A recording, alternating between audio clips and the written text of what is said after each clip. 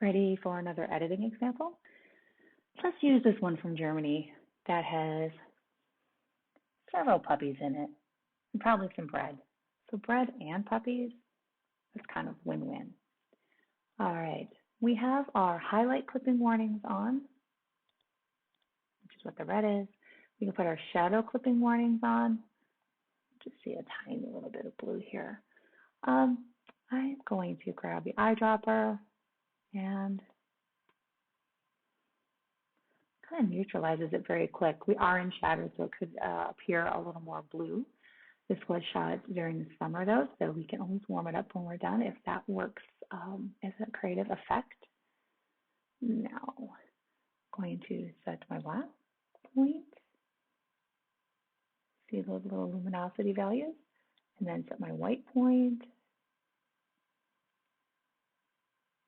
And in this case, I'm not going to go all the way to 0 because it puts kind of a gray pallor over things. So I'm going to maybe stop at 65. And then while holding down the option still, drag the highlight slider down, and that gets rid of it all. But we're also going to use a local tool to bring in that one side of the photograph.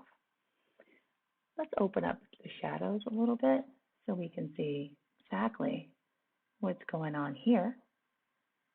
1, 2. Zoom back out. Now, if you want to crop a photograph, I'm usually not very pro cropping because I believe you should be responsible for everything that's in the frame beforehand.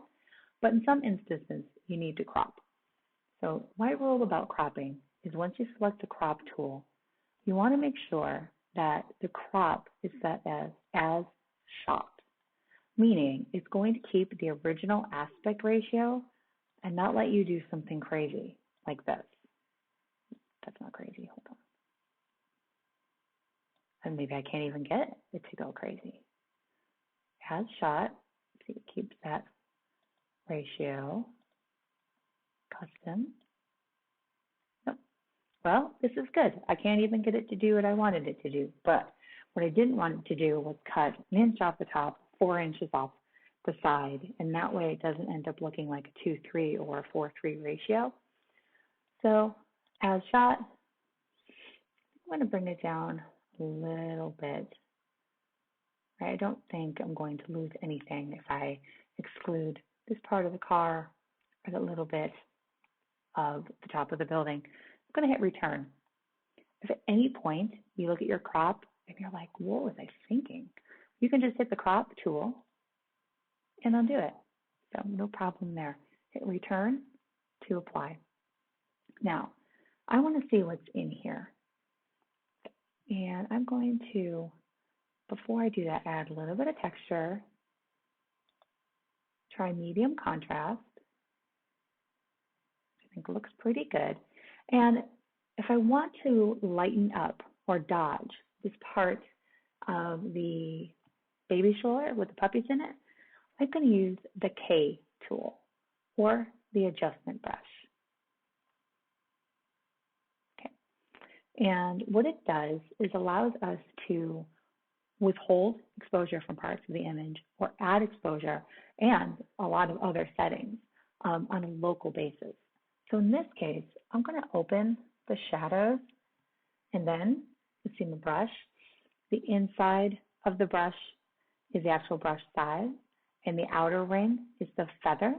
You can see I've got quite a feather on that. Bring that down a little. The flow and density have to do with how much is on the brush and how quickly it will apply. So I like to bring the flow and density down a little so it doesn't kind of smack the adjustment on. I can build it up. So if you like to build it up a little bit, you can bring down the flow and bring down the density. Right?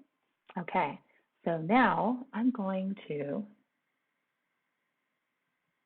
paint in there, and you can see that it lightened the puppies up. So if I hit done, right, all I did was open it. Now, one of the best things about this tool is I can change it on the fly. I don't have to add another one. If I say, oh, okay, that looks good there, maybe a couple points off, I can adjust that once I've already placed my pin. And if you hate it, you can click that pin and delete it. You can add several pins. If I wanted to add a new pin here, I could take the exposure down and see about painting in a little more exposure on the side. Okay. It places a pin. And if you want to see the area affected by the pin, I'm going to turn on Show Selected Mask Overlay. And then it shows you. But because my flow and density are not at 100, I can kind of build that up. I can also say, well, maybe half a stop is not enough. Maybe I've got to bring it down more. If you want to add another pin over here, just hit New. You can have several different pins, and to reset any of these sliders, just double click on the triangle. Pretty cool. I'm going to open up the shadows,